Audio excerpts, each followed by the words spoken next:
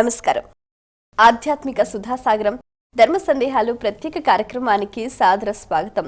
ప్రేక్షకులందరికీ వినాయక నవరాత్రి శుభాకాంక్షలతో ఏకదంతం మహాకాయం తప్త కాంచన సన్నిభం లంబోదరం విశాలాక్షం వందేహం గణనాయకం అంటూ మన విఘ్నాలన్నింటినీ తొలగించి మనకు రాబోయే నీలాప నిందల్ని కూడా తొలగించి మనం తలపెట్టిన ప్రతి కార్యంలో కూడా మనకు విజయాన్ని అందించి తోడు నీడగా ఉండే ఆ పార్వతీ తనయుణ్ణి బుజ్జగణపయ్యను ఈ వినాయక నవరాత్రుల సందర్భంగా కూడా విశేషంగా ఆరాధిస్తూ ఉంటారు.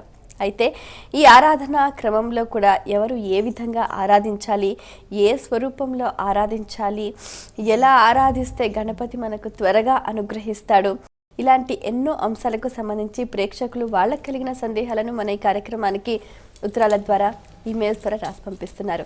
వాటన్నిటికీ శాస్త్రీయ సమాధానాలు అందించడానికి మన ముందున్నారు తెలుగు, సంస్కృతం, ఆంగ్ల భాష అనువాదకులు, ప్రముఖ రచయిత, గ్రంథకర్త, రామాయణ ప్రవచనానికి పర్యాయపదంగా నిలిచిన వారు, లలిత సహస్రనామ ప్రవచనకర్తలు, మీ అందరికీ సుపరిచితులైన ఆధ్యాత్మికవేత్త డాక్టర్ మైలవరపు శ్రీనివాసరావు గారు.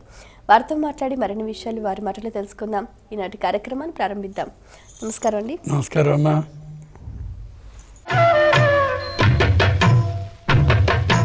మొదటి ఉత్తరం చూద్దామండి. శ్రీకాకుళం నుంచి రమ్య రాస్తున్నారు. వినాయకుడికి ఏకదంతుడనే పేరు ఎలా వచ్చింది తెలియజేయగలరు అంటూ రాస్తున్నారు. ఏకదంతం చతుర్హస్తం పాశం అంకుశధారిణం. సహజంగా ఏ గజానికైనా ఏనుకైనా రెండు దంతాలు ఉండడం కనిపిస్తూ ఉంటుంది. ఈయన ఒకే ఒక దంతం కలిగిన వానిగా కనిపిస్తాడు.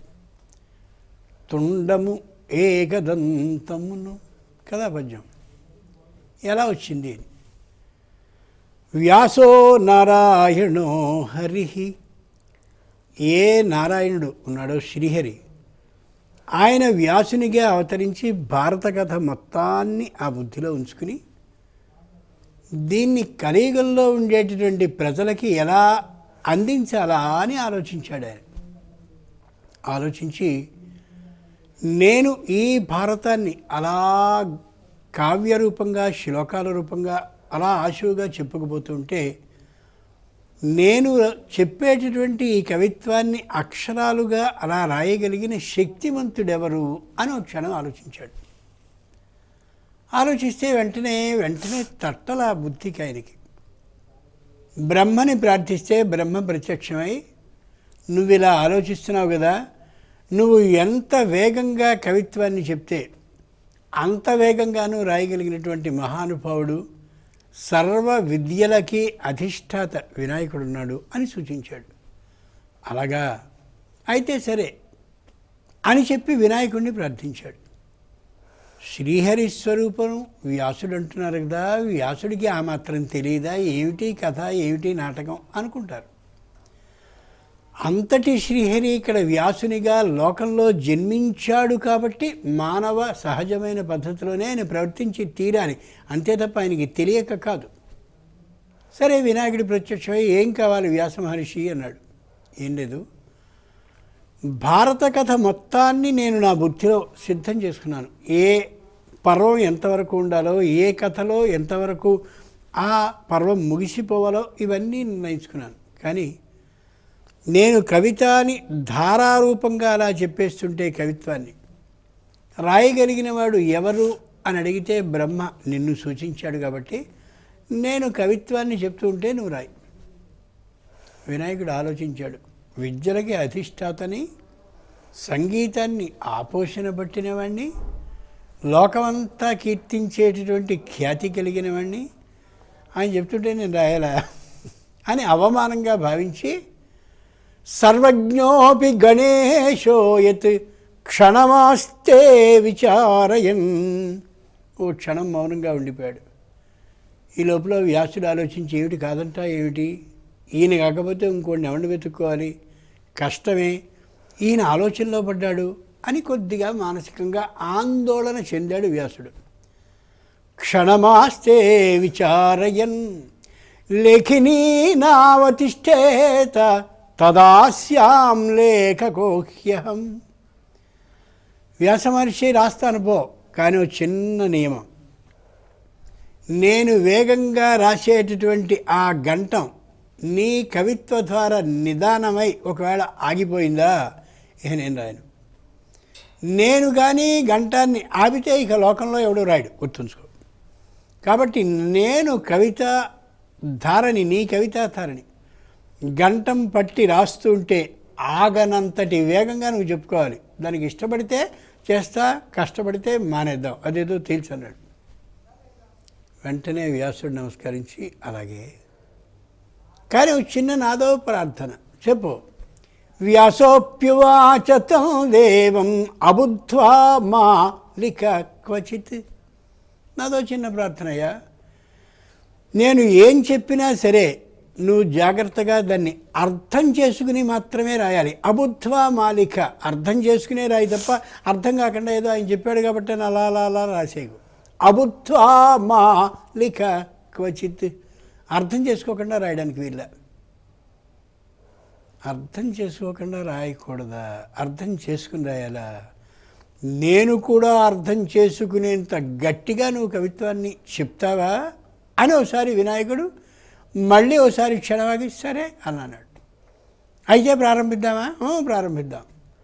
మరి గంటంగా ఏం చేయాలి, దేన్ని పెట్టాలి ఆలోచించుకునే వినాయకుడు వ్యాసుని యొక్క హృదయం లోపలి విశేషాన్ని గమనించినవాడు కాబట్టి తన దంతాన్ని తానే పెరికి దాన్ని గంటాన్నిగా ఏర్పాటు చేసుకుని తాటియాకు మీద అమోఘంగా భారత కథని మొత్తాన్ని రాశాడు.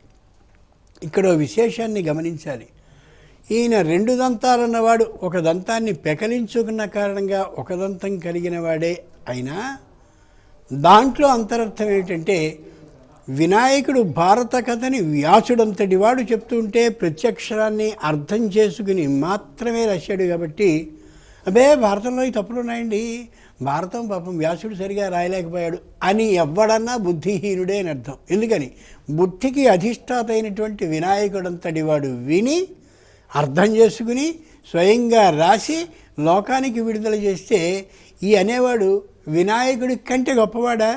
కాబట్టి బుద్ధిహీనుడు అని అర్థం. ఏకదంతం అంటే ఒక దంతాన్ని భారత రచన కోసం గంటంగా ఉపయోగించినంతటి శక్తిమంతుడు కాబట్టి ఏకదంతుడు అని పిలిచారు. భారతానికి లోక విఖ్యాతి కలగడానికి శాశ్వత కాలం అది పంచమ వేదమై నిలిచి ఉంటూ ఉండడానికి కారణం వినాయకుని దంతంతో వ్రాయబడింది. కాబట్టి శ్రీహరి స్వరూపమైనటువంటి వ్యాసుడు ఆ కవిత్వాన్ని చెప్పాడు కాబట్టి అందుకని ఏకదంతుడని పేరు. మరి ఉత్తరం చూద్దామండి. రామ్ ప్రసాద్ హైదరాబాద్ నుంచి రాస్తున్నారు. నీలాప నిందలు కలగకుండా ఉండాలంటే ఏం చేయాలి తెలియచేయగలరు అంటూ రాస్తున్నారు. నింద అంటే నిజంగా మనం తప్పు చేస్తే పడేటటువంటిది ఏదో అది నింద. అపనింద అంటే నిజంగా మనం తప్పు చేయకుండా ఉండి ఆ ఉన్నటువంటి స్థితిలో ఈ తప్పు నువ్వు చేశావని ఆరోపిస్తూ చేసేటటువంటి దాన్ని అపనింద అంటారు. ఓహో, నీలాపనింద వేరు అపనింద వేరు. మనం మామూలు తప్పు చేసినప్పుడు వాడు ఏమిటి పనులు చేస్తున్నావు అది ఇది అంటే అది నిందించడం. తప్పు చేసిన వాడిని నువ్వు తప్పు చేశావని నిలదీస్తూ మాట్లాడడం. రెండవది అపనింద, దీనికి పైది నిజంగా మనం తప్పు చేయరా కానీ మనం ఆ తప్పు చేసినట్టుగా అభియోగాన్ని ఆరోపిస్తూ ఆ నిందని ఆరోపిస్తూ కానీ నిందని మనమే చెప్పడం అది అపనింద. ఇక నీల అపనింద, ఆకాశం నీల రంగులో ఉంటుంది.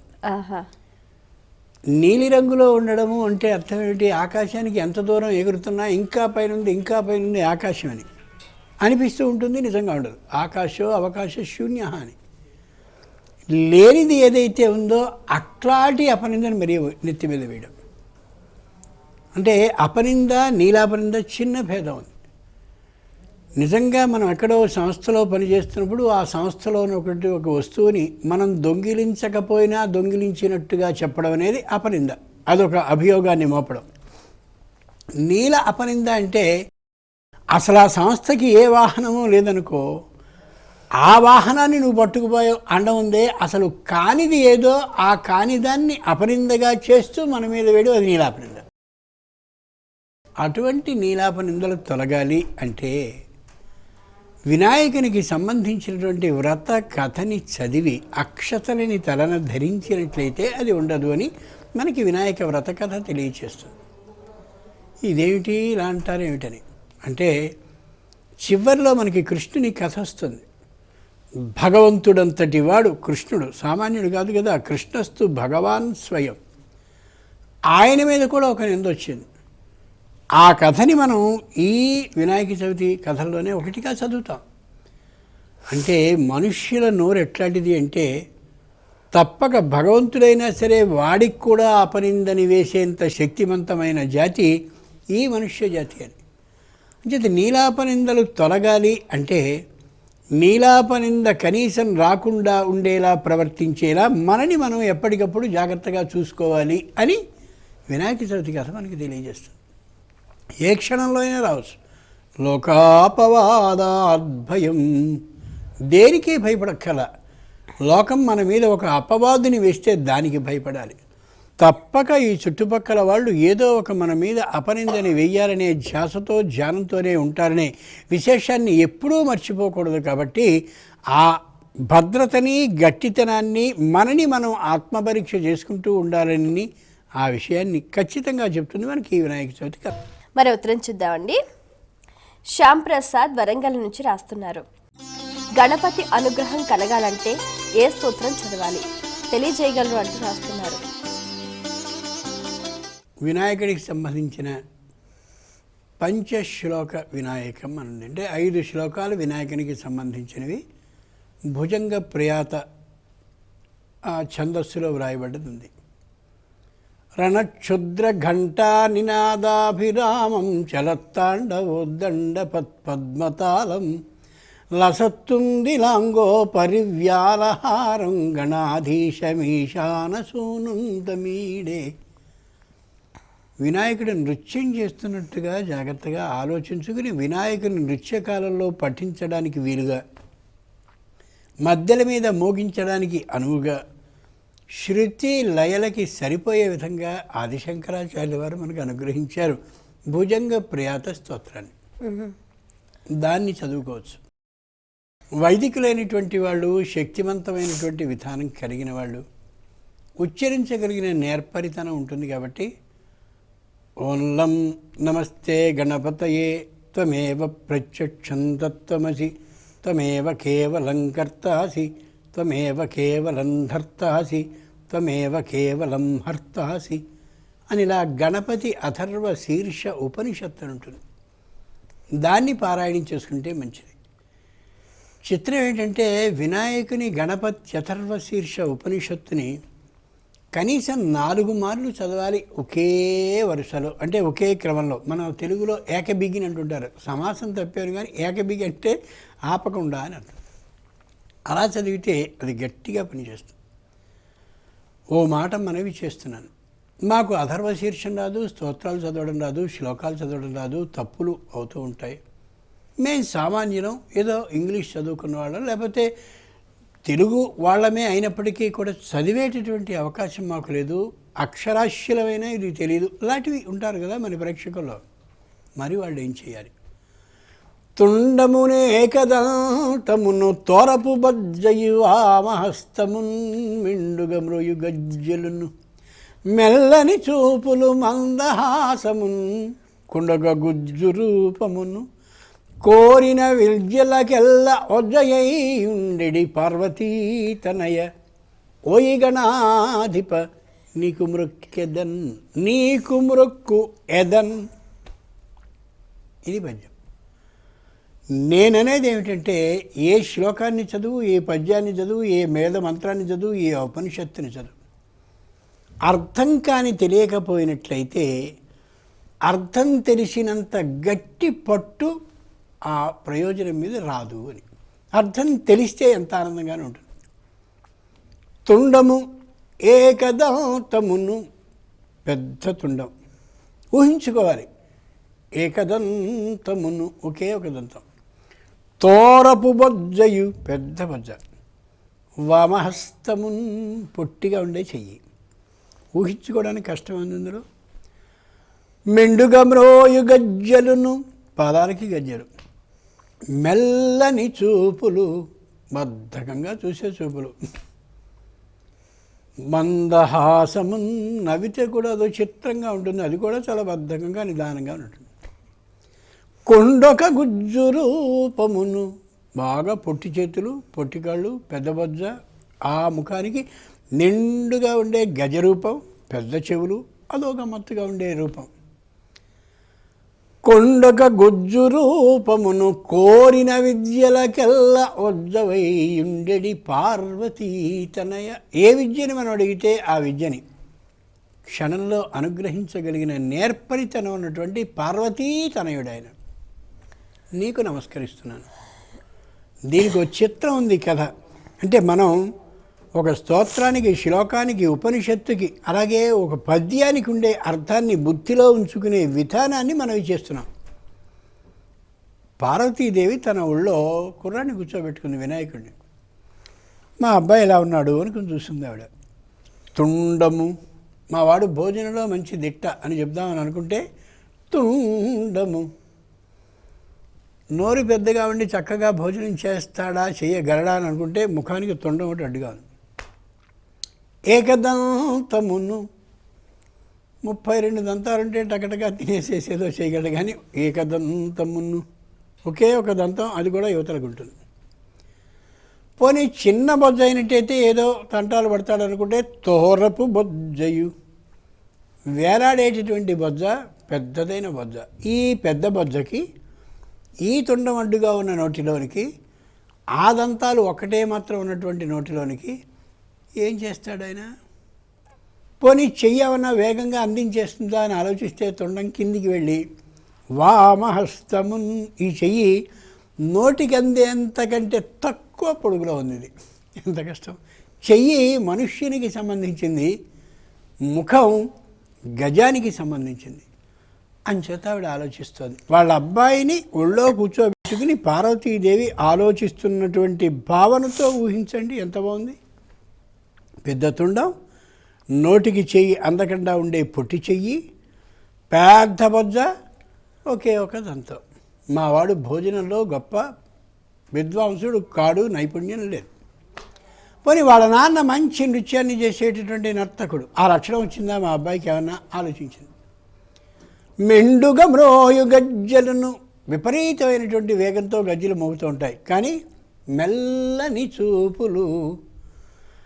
గజ్జలు ఎలా మోగుతున్నాయో, ఎలా కాళ్ళు కదులుతున్నాయో, కదిలేటటువంటి కాళ్ళకి, ధ్వనిస్తున్నటువంటి గజ్జలకి సరిపోయేటటువంటి విధంగా చురుకు చురుకు చూపులు చూడాలి నర్తకుడైన వాడు. ఈ గజ్జలు మోగుతున్నాయి, కాళ్ళు కదులుతున్నాయి, మనవాడు నిదానంగా చూస్తున్నాడు అటు ఇటును. మెల్లని చూపులు. నర్తకుడైన వాడికి చిరునవ్వు మంచి ఆకర్షణీయంగా ఉండాలి. మనవాడు మందహాసము, చిరునవ్వు, నిదానంగా నవ్వుతాడు. ఆ నవ్వేటటువంటి నవ్వులో ఆకర్షణీయ విధానం ఉండదు. పైగా గజముఖుడు కాబట్టి నవ్వింది తెలియదు, నవ్వంది తెలియదు, నవ్వు అసలు దానిలో అర్థమే కాదు. కాబట్టి మా వాడు మా భర్తలాగా ఏమాత్రం నర్తక విధానం కూడా లేదు, నృత్యాన్ని కూడా చేయలేడు. కొండొక గుజ్జు రూపమును, మన్మథుడున్నాడు, దేంట్లోనూ ప్రావీణ్యం లేదు, కానీ చాలా అందంగా ఉంటాడు. ఉండడానికి రంగు కూడా నలుపే, మన్మథుడు నల్లగా ఉంటాడు. కొండొక గుజ్జు రూపమును, పోని మన్మథుడిలా మావాడు అందంగా ఉండి ఏ కళలో ప్రావీణ్యం లేకపోయినా బాగుంటాడా అని ఆలోచిస్తే మరుగుజ్జు రూపం. ఆ అబ్బాయి దేంట్లోనూ పనికిరాని వాడా, ఒక పని చేస్తానని గట్టిగా ఆలోచించి కోరిన విద్యలకెల్ల వజ్జయుండెడి పార్వతీ తనయ.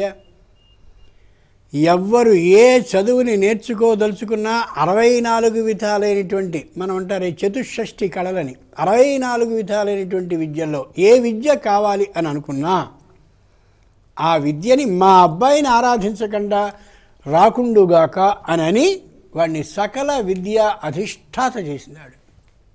అందుకనే వినాయకుడు ఎవరంటే పార్వతీ తనయ, పార్వతికి పుత్రుడు.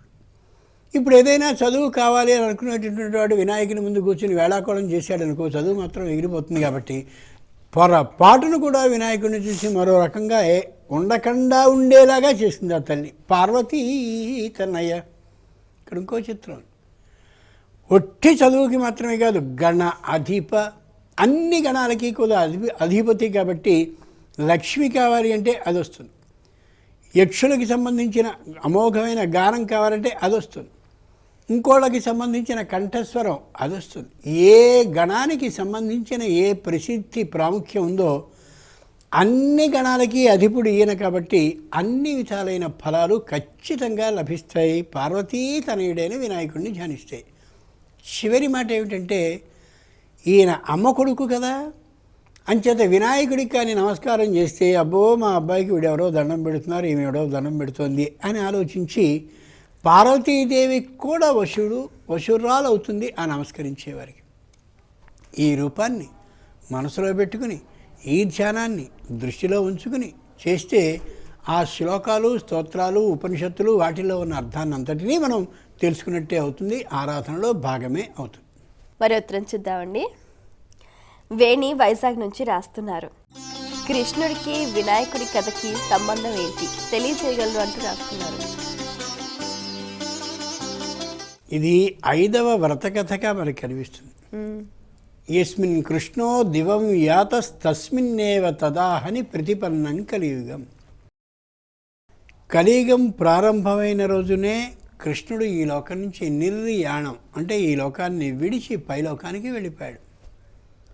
మరి కృష్ణ కథ వినాయక చవితి కథలోనికి ఎలా వచ్చింది అని మన అనుమానం.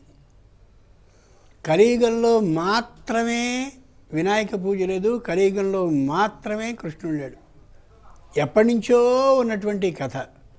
కాబట్టి ఈ కృష్ణ కథ దీంట్లో ఉన్న కారణంగా ఈ వినాయక చవితి అనేది చాలా ప్రాచీనమైనది అనే విశేషాన్ని మనకి గుర్తు చేస్తుంది ఈ కథ. ఇక్కడ గమనించాల్సిన అంశం ఒకటే, కృష్ణుడు ఉన్నాడు, ఆయన బాలరూపంలో ఉన్నప్పుడే పుట్టినటువంటి 3వ రోజునే పూతనని సంహరించి పాలు తాగుతున్న వంకతో తాను పరమేశ్వరుడు భగవత్ స్వరూపుడు అనే విషయాన్ని అక్కడ ఉండే వాళ్ళందరికీ చెప్పాడు. తర్వాత తన యొక్క గొప్పతనాన్ని తెలియచేయదని ఏం చేశాడు, అన్నయ్యని పిలిచాడు. బలరాముడు రారా అన్నయ్య అని. ఏమిటన్నాడు, ఏం లేదు రా నాతోటి అన్నాడు. అని మట్టి తింటాను చూడు అన్నాడు. అని మట్టి తింటాన్ని బలరాముడు చూసేలా చేసి మరీ తిన్నాడు ఆయన. ఎందుకని, బలరాముడు వెళ్ళి వాళ్ళ అమ్మకు చెప్తాడు, ఆవిడ వస్తుంది, అప్పుడు నోరు తెరిస్తే చూపించవచ్చు, అది ఆలోచన. వెంటనే బలరాముడు పరిగెత్తుకెళ్ళి అమ్మ వాడు మట్టి తింటున్నాడు తెలిసినా అన్నాడు. ఈయన అనుకున్నట్టుగానే ఆవిడ వెంటనే అక్కడి నుంచి పరిగెత్తుకొచ్చి నోరు తెరవు, భువన భాండాలని చూపించగలిగాడు. భగవంతుడు అని తల్లికి కూడా అర్థమైంది. కాళీయ మర్దనాన్ని చేశాడు. మొత్తం ఉండేటటువంటి కాళీయునితో పాటు అతని భార్యలని మొత్తం అందరినీ కూడా మడుగు నుంచి దూరంగా నెట్టివేశాడు. అలాగే ఇటు అటు 2 చెట్ల రూపంలో ఉండేటటువంటి రాక్షసులిద్దరికీ కూడా సంపూర్ణమైన మోక్షాన్ని అనుగ్రహిస్తూ ఆ కట్టినటువంటి రోటితో వెళ్ళి ఆ ఇద్దరికీ మోక్షాన్ని అనుగ్రహించాడు. ఇలా అనేకమైనటువంటి వాటిని కృష్ణుడు చేశాడు. ఇంతటి వాడు, లోకోత్తరమైన కార్యాలని చేస్తున్నటువంటి వాడు, సాక్షాత్తు భగవంతుడే అని అందరి చేత నమ్మించుకున్నవాడు, అందరూ కూడా ఆయన నమ్మినటువంటి వాళ్ళు. అయితే కూడా చివరికి మనుష్యులందరూ ఏం చేశారంటే, సత్రాజిత్తు తమ్ముడైనటువంటి ప్రసేనుడు కనిపించడం లేదు, వాడి మెడలో శమంతకం అనే పేరు కలిగిన పెద్ద మణి ఒకటి ఉంది, ఆ మణి కనిపించడం లేదు. కృష్ణుడు ఒకసారి సత్రాజిత్తు ఇంటికి వెళ్ళి అబ్బో చాలా బాగుందయ్యా ఈ మణి అన్నట్ట, మరి మాకేం తెలియదు అన్నారు. అంటే ఈ కృష్ణుడు ఆ మణిని వేసుకెళ్ళినటువంటి ప్రసేనుడిని చంపి ఉంటాడు, ఆ మణిని కాస్త ఆయన దొంగిలించి ఉంటాడు అని ఓ నిందని లోకమంతా ప్రచారం చేశారు. ఎవరి మీద అంటే భగవత్ స్వరూపుడైనటువంటి కృష్ణుడి మీద. వీళ్ళే నమ్మారు భగవంతుడని. నమ్మినటువంటి వాళ్ళు కూడా ఈ చిన్న వంకని పెట్టి ఆయన మీదకి నేరాన్ని నెట్టివేశారు. అంటే మనుష్య జాతి లక్షణం ఏమిటంటే, ఏదైనా వాళ్ళు ఒకటి కానీ అంటగట్టదలిచినట్టయితే ఆయన ఎంత గొప్పవాడు ఏమిటి, సాక్షాత్తు భగవంతుడేమో అని కూడా లక్ష్య పెట్టరు. ఊరికే ఓ నిందన వేస్తే తన్నుకుంటుంటాడు అవతలివాడు. గమనించుకోగలగాలి. కాబట్టి కృష్ణునికి సంబంధించిన ఈ శమంతక మణి చరిత్ర ఏం చెప్తుంది అంటే, జాగ్రత్తగా ఉండు, నేనేం తప్పు చేయటం లేదు కాబట్టి నాకేమీ రాదు అని అనుకోకు. ఎవరైనా నీ మీద నింద వేసేటటువంటి అవకాశం ఉంది కాబట్టి నింద ఉండే విధంగా నువ్వు ప్రవర్తించకు అని. అనేక విశేషాలు దీంట్లో దాగుంటాయి. కృష్ణుని వంకతో ఇది చెప్పారు. చిట్ట చివరిగా ఏమిటంటే, కృష్ణుడంతటి వాడు భాద్రపద శుద్ధ చవితి నాడు ఆ చంద్రుణ్ణి స్వయంగా తాను తాగేటటువంటి పాలలో చూసి ఈ అపనిందకి గురయ్యాడు అని కథ చెప్తుంది. అంటే పార్వతీదేవి శాపం ఎంత గట్టిది అంటే, సాక్షాత్తు భగవత్ స్వరూపుడైనటువంటి కృష్ణుడైనా సరే ఆ చేయబడ్డటువంటి ఏ శాపం ఉందో ఆ శాపానికి లోబడే ఉంటాడు తప్ప భగవంతుడికి మాత్రం ఈ శాపం వర్తించదు అని ఉండదు. పార్వతీదేవి అంతటి సర్వ సమురాలు, అందరి విషయంలో సమానంగా ఉండేది. కాబట్టి కృష్ణుడికి కూడా ఆ బాధ తప్పలేదు అని తెలియచేస్తుంది. ఇన్ని రహస్యాల సమాహారం మనం అనుకునేటటువంటి కృష్ణుని యొక్క కథ. అంచేతనే గణపతి ఈ భాద్రపద శుద్ధ చవితి నాడు తప్పక ఈ శమంతకోపాఖ్యానాన్ని చదివి తీరాలి, మనుష్యుల లక్షణాన్ని అర్థం చేసుకుని తీరాలి అని అందుకని ఆలోచించింది చెప్తారు. చాలా సంతోషం అండి. మీ అమూల్యమైన సమయాన్ని కేటాయించి మా ప్రేక్షకుల ధర్మ సందేహాలకు శాస్త్రీయ సమాధానాలు అందించినందుకు ధన్యవాదాలు. వీక్షించారు కదండి, ఇది ఇవాల్టి మన ప్రత్యేక ధర్మ సందేహాలు కార్యక్రమం. మీకు కూడా ఏవైనా ఆధ్యాత్మిక ధర్మ సందేహాలు కలిగితే మా ఈ కార్యక్రమానికి మీ సందేహాల్ని క్లుప్తంగా, సూటిగా, స్పష్టంగా పోస్ట్ కార్డ్పై లేదా ఈమెయిల్స్ ద్వారా రాసి పంపించండి. మా చిరునామా ధర్మ సందేహాలు, కేర్ ఆఫ్ భక్తి TV, road number 92, Jubilee hills, Hyderabad 5,96,000. మా ఈమెయిల్ ఐడి bhaktihyd@gmail.com. మరో కార్యక్రమంలో మళ్ళీ కలుసుకుందాం. మరొకసారి ప్రేక్షకులందరికీ వినాయక నవరాత్రి శుభాకాంక్షలతో నమస్కారం.